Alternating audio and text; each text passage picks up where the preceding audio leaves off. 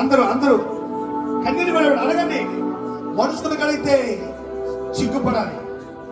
పరలోకపు తండ్రికి నువ్వు అడుగుతున్నావు. నీవు అడిగిన దానికంటే ఊహించిన దానికంటే అత్యధికమైన ఆశీర్వాదంతో నిన్ను దేవుడు నింపబోతున్నాడు. ఆశ్చర్య కార్యం నీ కుటుంబంలో చేయబోతున్నాడు. నీవు నమ్ముకున్నటువంటి ప్రతి ఒక్క కార్యము నీ పట్ల, నీ పిల్లల పట్ల చేయబోతున్నాడు. ఆ కార్యము జరుగుతుందని నమ్మితే చాలు. ప్రభువా నన్ను కరుణించినైనా, నన్ను కరుణించిన కేకలు వేసినటువంటి గుడ్డివాడు ఏ విధంగా కేకలు వేసి ప్రభువుని నిలబెట్టాడు.